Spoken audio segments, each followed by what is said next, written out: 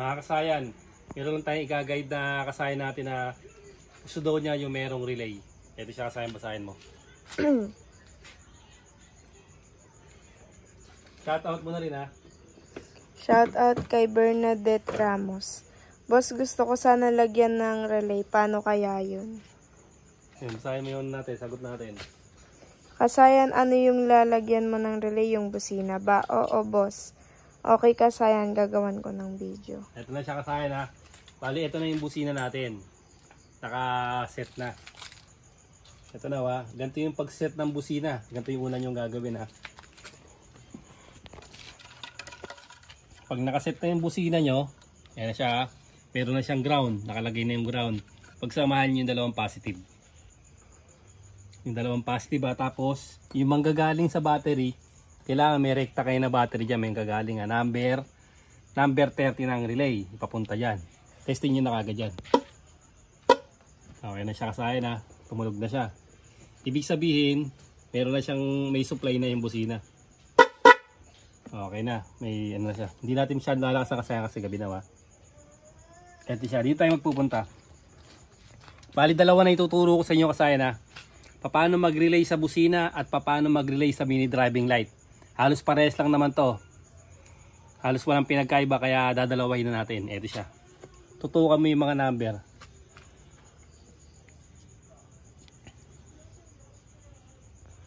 Number 30. Number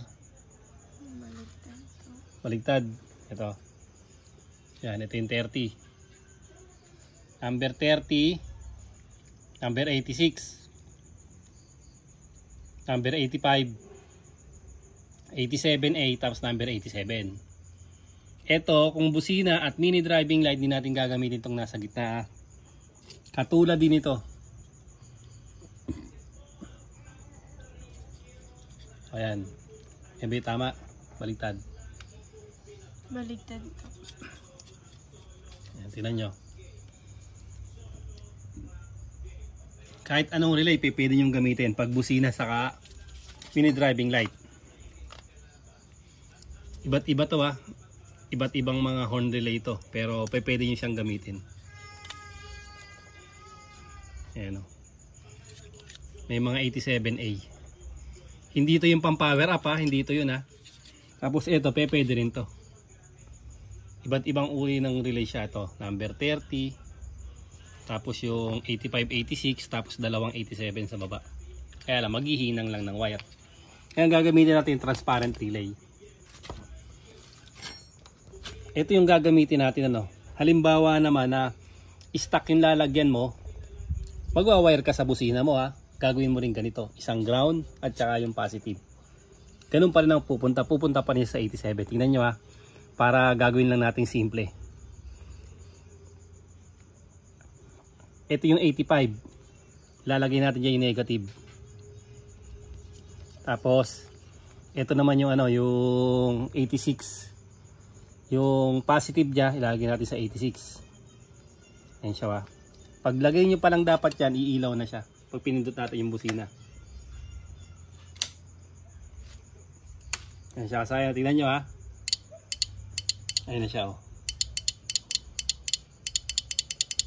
Pag ganito yung nabili nyong relay, huwag nyo siyang pagbaliktarin ha. Pag yung hindi umiilaw, kahit magkabaliktaran siya pwede. Kasi pag pinagbaliktad nyo to, tingnan nyo mang magiging resulta.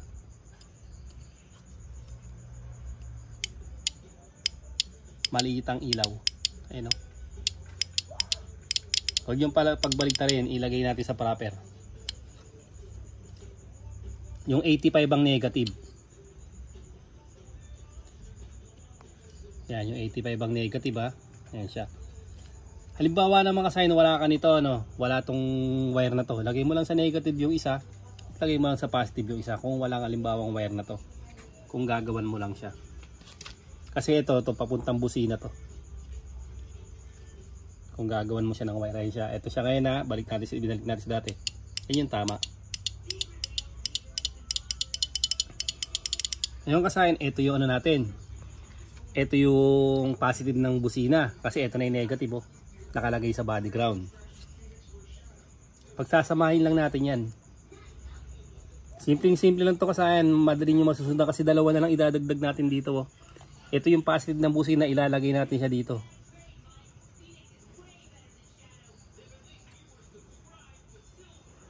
Tapos lalagay natin sa number 87. Yung 87, yan yung walang hawakan ha. Ito yung nalagyan ng ano eh, ng ito yung pinaka ganito. Ito yung tatandaan nyo. Yan, pag may ganito, yung tapat nito 30. Oh, ito yung ano, 30. Yan, pag may ganyan. Ito, 87 to. Tutuwa kami yung numero. Nalagyan na natin yung 85 at 86. Yung 87 naman lalagyan natin. Ayun o. 87, di ba? Yan. Susuksok natin 87 dyan. Tapos, may natitira pang isa. Ito na yung kasayan. Kailangan, meron tayo ditong fuse na 15 ampere. Ito, tutok mo rito.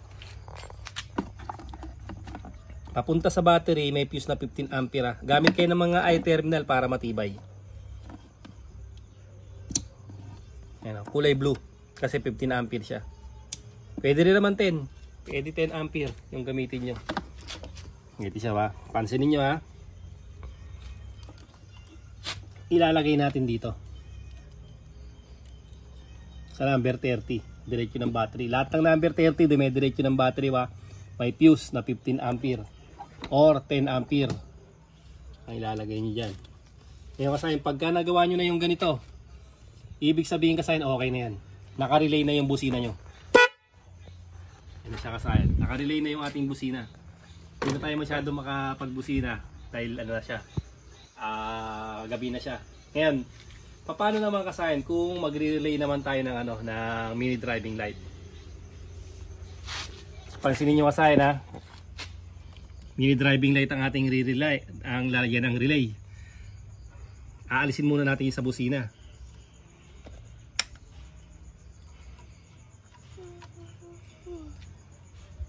Ito, alisin natin sa busina, number 87 ha. Nanggaling yung busina sa number 87.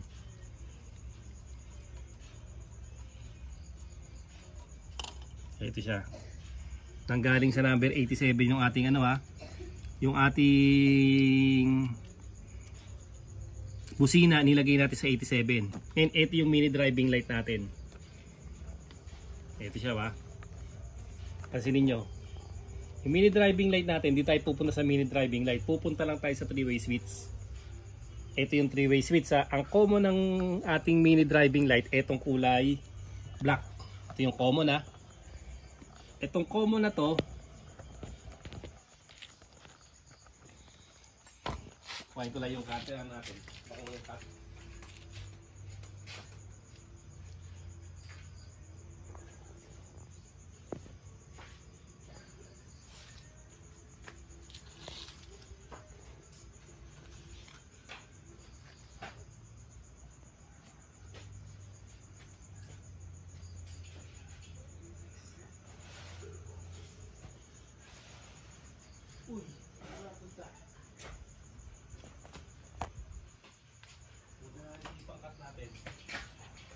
Ito to oh.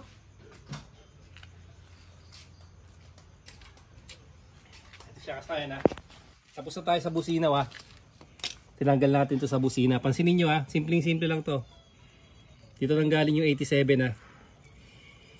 Ngayon mini driving light yung lalagyan natin. Buhayin natin siya. Pansinin nyo yung mini driving light. Ayan yung mini driving light natin ha. O yung all eye. Pares lang naman siya. Gumagana siya. Ngayon, yung common niya ay kulay black. Ito. Ito yung common ha. Pansinin nyo ha. Tignan nyo ha. Ito yung common. Matatanggalin natin yung common ha. Mawawala yung mini driving light. Ayan siya ha. Nawala na yung ating mini driving light. Ngayon kasayan, duduktungan natin ang wire to. Kuha tayo ng panduktong ng wire. Ito muna gamitin natin.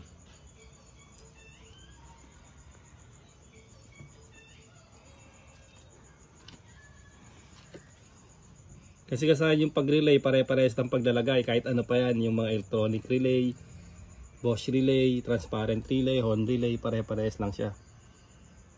Nakita nyo ha. Sa 87 pa rin pumunta oh. pupunta pa rin siya ng 87.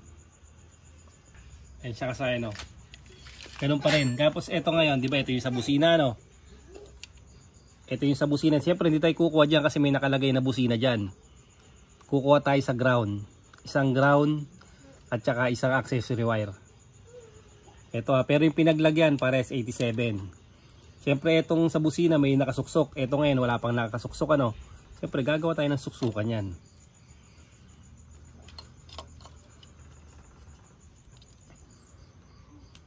Ito, tingnan nyo ha. Ito yung isa, number 86, accessory wire. Number 85 sa ground, negative. Ayan siya, wala dyan yung siya ng ganyan ha. Ito sample lang natin to para hindi na tayo maglalagay ng wire dito. Pansinin nyo, ilalagay ko to sa accessory wire. Accessory wire, pag sinabi accessory wire, iilaw lang siya pagka binuksan yung susian. Kasi kung sa positive natin siya ilalagay, hindi pa nakabukas yung sisian, nakabukas na yung ating ano. Nakabukas na yung switch kaagad natin kahit nakapatay pa siya. Pag binuway natin siya, ayan na siya kasayan, no. Ganun lang kasayan yung pag ano, yung pag-relay, tutukan mo to. Ito siya kasayan na pagka mini driving light tsaka yung busina, ganito lang yung relay niya. 4 lang, hindi natin kailangan yung gitna. Tapos pag may ilaw na ganito, i-testing nyo siya 85, 86, testing nyo. Ayan, okay, tama yan ha. Ibig sabihin, itong 85 yung ground. Kasi pag nagkabaligtad, yan yung tinuturo ko sa inyo, pag nagkabaligtad, ayan o, yung ilaw nalilate. Kaya kailangan hindi siya malilate ha. Ayan, ito yung, ang gagawin yung ground, yung 85. Tapos ito automatic number 30. Number 30 ha. Tapos negative or body ground. Tapos accessory wire. 86 accessory wire, 85 negative. Number 30 fuse na 15 ampere or 10 ampere. Tapos dito na yung load natin. Dito natin lalagay yung busina at dito rin natin ilalagay yung MDL. Ganun lang kasayan yung paglalagay lalagay ng relay sa busina at sa mini driving light. Parehas lang halos kasayan. Lalagay lang sa common pag sa MDL, ilalagay naman sa positive ng busina. Parehas 87 ang tinawanan. Tapos yung isang wire niya accessory wire. Hanggang dito na lang mga kasayan. Salamat sa panonood.